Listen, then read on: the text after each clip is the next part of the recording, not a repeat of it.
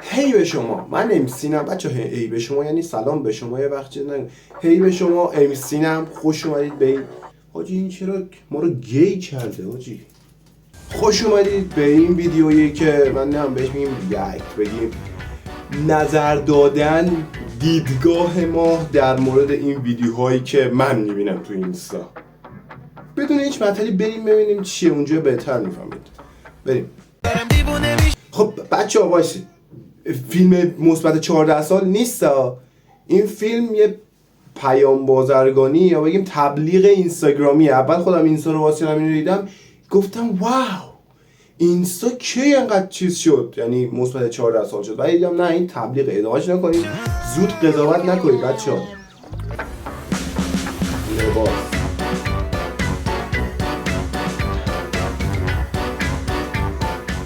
ببین چند تا جنبه خوب داره این تبلیغ. مثلا من که الان پسرم دارم واسه این لباسو بخرم، چون واقعا جذابه، واقعا این لباسه. کی میگه زشته؟ بعد هر کی اینو ببینه فکر میکنه یارو بدنش مثل همین، اینو بپوشه این شکلی میشه، سریع ثبت سفارش. آیا میدانستید اگه یک انسان و یک دایناسور با هم مسابقه بذارن، با توجه به اختلاف قدی زیادشون انسان برنده میشه؟ چون دایناسورها منقرض شد. من برای این ویدیو دست بزنم. واقعا حرف محتوا به این میگن. آقا چی میشه اکسپلور من فقط اینا باشه؟ مرور ببین حال کردم، فکت بی‌نظیر بود این ویدیو، بهترین فکر میکنم دیگه. حالا بریم بقیش ببینیم، ولی این ویدیو واقعا عالی بود. عشق.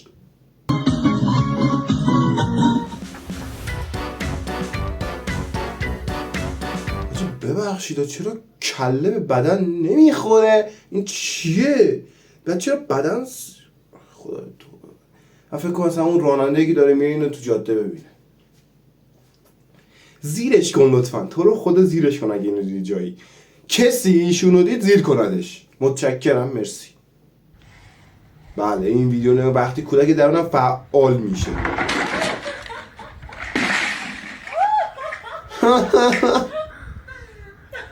آجی کودک درونتون، کودک درون شما اینجوری، کودک درونم فعال شد. وای کودک درونم فعال شد. بیا به قرآن ما مغزمون یه ذره چیز، خود میدونی تو ایران داریم زندگی میکنیم، ما اروپایی نیستیم، ما درست فکر کنیم. کودک درون شما چرا اینجوری فعال میشه؟ این چیه؟ فکر کنم تا آخر این ویدیو من مریض شم. دوستان زنگ بزنید 125 چیه؟ سلام. عجله که اسپایل. نداریم. اگه در حد یه خرید جزئی مشکلی نداره. زیاد وقت حاجی چقدر این داستان آشناه. بله خدمت شما. چیز دیگه ای لازم ندارین؟ نمیخوام تصور کنم. بسیار عالی شد. 74 میلیون 460 هزار تومان. ناقابل البته. من میتونم یه جور دیگه حساب بکنم. آره مشکلی نداره. شماره کارت روی در مغازه. یاده آقای کنزو فکر کنم این ویدیو رو ایشون ساخته بود. شاید نمیدونم. دیگه حساب کنم با تو. ببین اگه خریدار اکسپلور من نگاه. شرک میخواد یه جور دیگه حساب. شرک جان شما باید یکی دیگه با یه جور دیگه حساب کنه.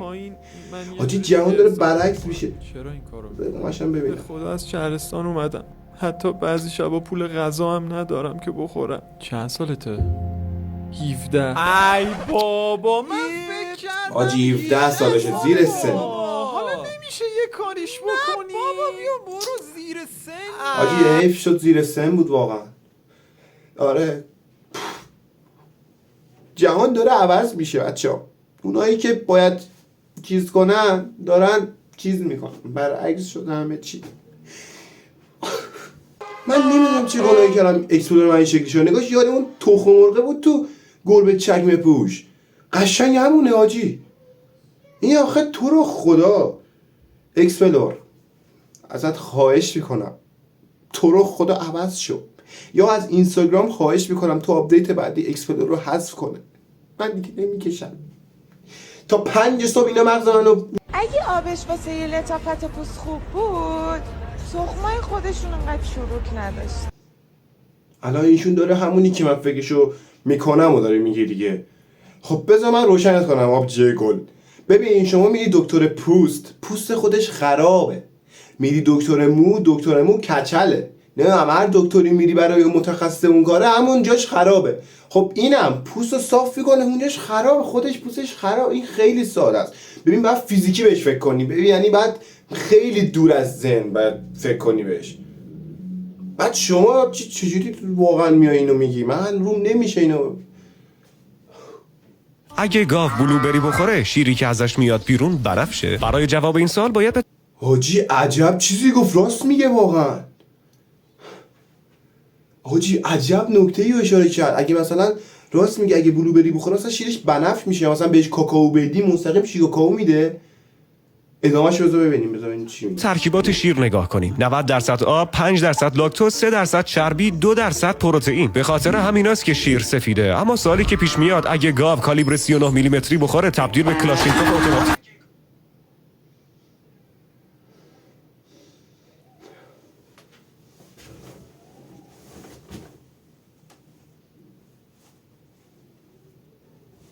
من این سنگ رو دوست ندارم. منظور چیه؟ اون که فقط یه سنگ معمولیه. چه صدایی؟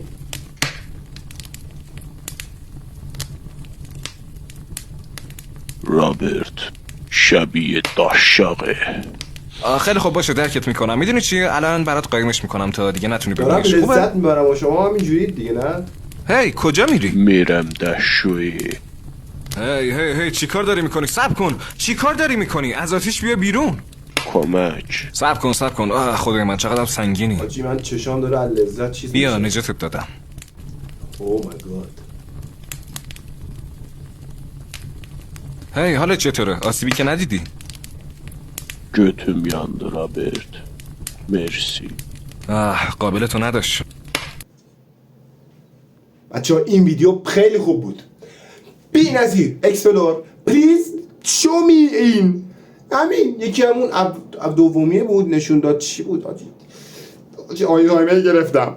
آها چیزه با دایناسور مسابقه بدی شما میبری چون اون. ببین اینجور ویدیو رو لطفاً به من نشان بده، ولی بقیه اینایی که دیدیم لطفاً حذف فوری دور میدان اکسپلور. یادت یه روز میگفتم اینم خوبه. دختر فامیلی که باید 2 جلسه کلاس رقص میاد تو فامیل میخواد چیز کنه.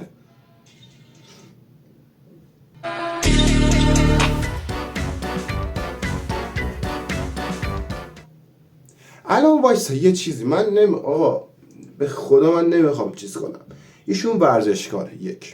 ما 90% آدما نمیتونن این کارو انجام بدن. خب ولی چرا کنار ساحل مثلا شما فکر کن من دارم کنار ساحل قدم میزنم، شما کنار زمان یه شما فکر کن من دارم کنار ساحل الان قدم میزنم. خب مثلا اینو دیدم الان من تو اون لحظه مغزم مثلا کار نمیکنه بعد چیکار کنم؟ الان باید باشم نگاه کنم تشویق کنم لذت دارم ورزشکاره.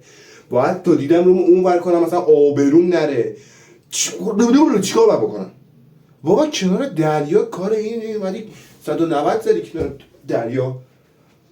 ولی آفرین قشنگ بود.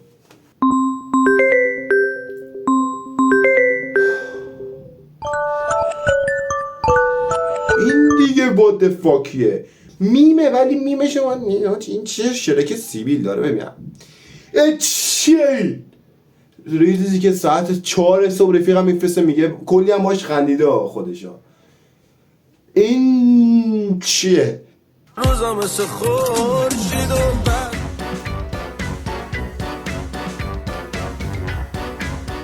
حالا یه ذره میشد زاویه درون اینجوری نسازی؟